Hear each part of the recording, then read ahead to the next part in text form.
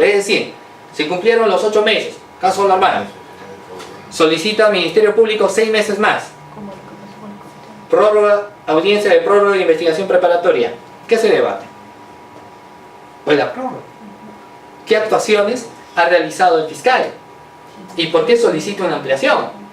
En esta audiencia en particular sucedió lo siguiente. El fiscal fue y señaló lo que suele ser típico a veces, de que en el decurso de investigación han ocurrido nuevos hechos de investigación que resulta necesario ampliar. Por ejemplo, se está solicitando a las entidades que nos remitan documentación. Ya lo hicimos, pero hasta la fecha no nos han remitido ninguna información. Siguiente, está pendiente una pericia. Y esta pericia ya la hemos solicitado, pero aún no nos remiten al perito. ¿De acuerdo? Siguiente, está pendiente la declaración de los investigados, pero hasta el momento no han asistido. ¿Qué será importante en ese momento analizar? ¿Cuándo lo pidió? Y resulta que lo pidió el último mes. Entonces obviamente no vas a pedir y ahí se discute. Entonces, ¿cuál es la naturaleza de discusión ahí? El abogado de la defensa hizo lo siguiente. Se paró y de experiencia y en técnica de investigación oral te enseñan de que cualquier alegato de apertura, de clausura, de contrainterrogatorio o incluso presentación ante el juez lo tiene que hacer parado. Y se paró muy bien, utilizó bien las manos, impostó muy la voz y empezó con estas palabras. Dijo lo siguiente: mi defendido es inocente. No tuvo participación en ningún hecho criminal. Lo que está señalando la fiscalía es totalmente falso. Y vamos a demostrar, y antes que termine vamos a demostrar, después de investigación preparatoria, le dije un momentito, estamos en una audiencia de prórroga de investigación preparatoria, ¿de acuerdo? Ciñas estrictamente a eso. Y el abogado le dijo, está bien, pero ese es mi preámbulo.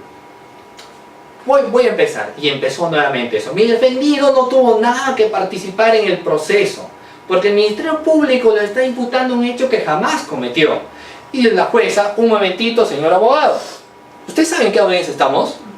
Sí, prórroga de investigación preparatoria. ¿Cuál es la naturaleza? Sencillamente debatir lo que estaba señalando fiscal. ¿Por qué está pidiendo una prórroga? Está pidiendo 6 meses para su defendido. ¿Usted está de acuerdo con esa prórroga? Y como él no sabía ya qué decir, dijo, bueno, si el fiscalía quiere ampliar su investigación, que la amplíe, yo no tengo problema. Y el que estaba más triste, ¿quién era? Su defendido.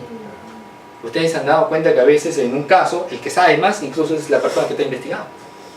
El investigador sabe más que el abogado a veces. Incluso sabe ya su estrategia. Hasta dónde está la foja en la cual tomó su declaración. Y obviamente ahí por un tema pues, de presión mismo existente es el que conoce y empapa más el tema. Cuando se habla, por ejemplo, ya de los abogados, y ahí hay un análisis de que ellos o las personas, ¿no?, los cuales nos contratan o contratan a un abogado, te ven pues como un superhéroe. Como que el que va a defender todos sus derechos y todo eso, ¿no es cierto? Lo cual es muy cierto. Pero hay que estar pues bien preparados, ¿no?, para que no podamos luego generar este tipo de expectativas y ellos se sientan un poco más preocupados de lo que ya está. Entonces, volviendo. En estos mecanismos simplificadores, recordemos, uno puede acogerse a un principio de oportunidad, acuerdo preparatorio, terminación anticipada, proceso inmediato, que lo vamos a desarrollar más adelante. Hemos hablado de las diligencias preliminares. Y aquí rápidamente nos remontamos en el artículo 330, inciso 2 del Código Procesal Penal. Y es que el artículo 330, inciso 2 del Código Procesal Penal señala de que la finalidad de las diligencias preliminares son para realizar actos urgentes o inaplazables. ¿Y para qué más son las finalidades de las diligencias preliminares? Para ayudar a tener certeza de la comisión de un hecho delictivo. ¿Para qué más?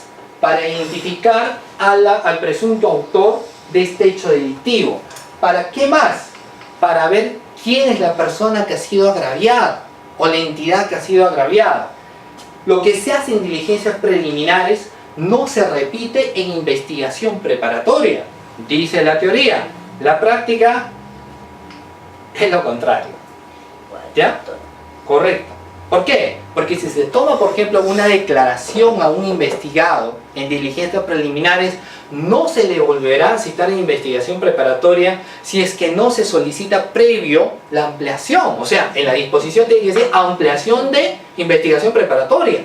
Y cuando le toma su declaración, tiene que hacer preguntas nuevas. ¿Y si le hace las mismas preguntas? No. Y a veces, ¿por qué simplemente le ponen esto? Porque a veces Fiscalía, cuando declara un caso complejo, hay cinco situaciones en las cuales un caso se declara complejo. Mucha atención. Primer caso, cuando un caso se declara complejo. Pluralidad de agentes. Cantidad de investigados. ¿Y cuánto será la cantidad de investigados? Nos señalan, o nosotros practicamos cuando son 3. De 3 para arriba. Si son de 3 para arriba investigados, se declara el caso complejo. ¿Ya? En el caso de complejo, o sea, 8 meses de cajón.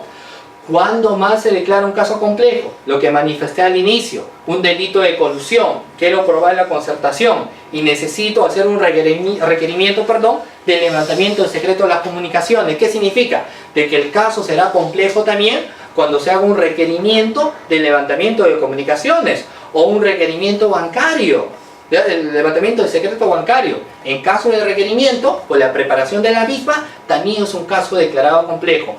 ¿Cuándo más es un caso declarado complejo? Por ejemplo, muy común, delitos contra la administración pública. Reiteramos nuevamente ahí. A veces, y el por qué a veces la naturaleza de la prisión preventiva, que es debatible también ahí, se solicita pues documentación a una determinada entidad. Por ejemplo, a los miembros del comité. ¿De acuerdo? Nos remiten el expediente de contratación. Uno analiza y ve firmas. Dentro de ellas, una firma de otorgamiento de la buena pro. Dentro de esta firma y otorgamiento de la buena pro, se analiza lo siguiente. Pregunta, se le cita a los miembros del comité. A la primera pregunta, o a la pregunta número 20. Usted reconoce su firma obrante a folio 345 de la carpeta principal.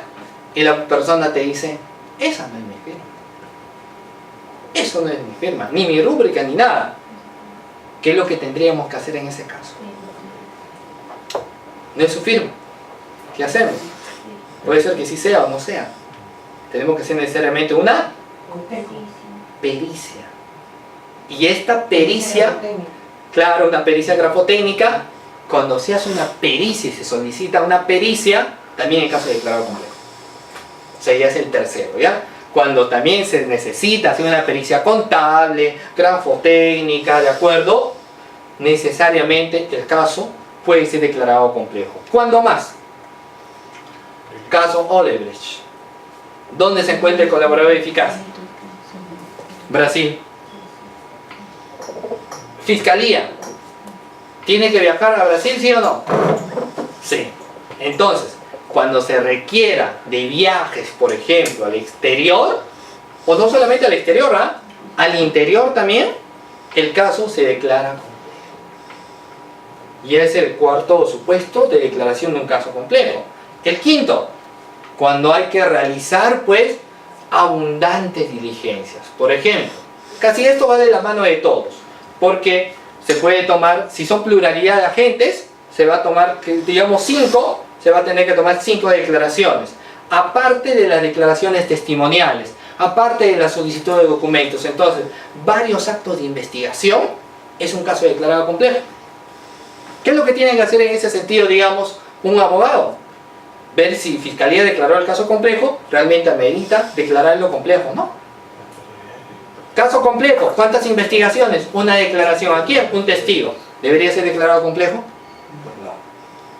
Entonces, viendo ello, es importante también entender y por qué analizamos de que en las diligencias preliminares también pueden ser declarados complejos de inicio. O sea, incluso uno puede empezar de inicio un caso complejo desde que empieza. Sigamos. Bueno, esto, el plazo, lo que hablábamos al inicio, y aquí lo menciona, ¿de acuerdo? Y esto está relacionado al artículo 334, inciso 2 del Código Procesal Penal. Repito, al artículo 334, inciso 2 del Código Procesal Penal, que señala el plazo. ¿Qué nos menciona? que es de 20 días naturales. Sin embargo, el fiscal podrá fijar un plazo distinto según las características de ¿qué? Lo que mencionaba al inicio, de complejidad. Si en esos 5 supuestos el caso sí efectivamente es complejo, Fiscalía no va a poner 20 días naturales, sino puede ser, digamos, si es caso complejo, hasta 8 meses, ¿no es cierto? Ahora, hay una casación que es la casación número 02-2008, la libertad. ¿Y por qué es tan importante esta casación? Porque esta casación te habla del control de plazo del fiscal. Y ahí te habla elementalmente a través de esta casación de que la investigación no es perenne, de que está sujeto a un plazo. Y este sujeto a plazo a nivel de fiscal está sujeto a una responsabilidad y posible de abrirle proceso en control interno por incumplimiento de las funciones que tiene. Obviamente esta casación, que tiene efectos vinculantes, dicho sea de paso, en la práctica aún sigue siendo una especie de talón de Aquiles. ¿Y por qué viene a ser una especie de talón de Aquiles? Por la sobrecarga procesal. Y la sobrecarga procesal hace de que, a pesar que uno luche con bastantes casos, siempre puede haber algunos que se pasen del plazo establecido. Gracias. Entonces, es importante esta figura de lo que viene a ser el plazo.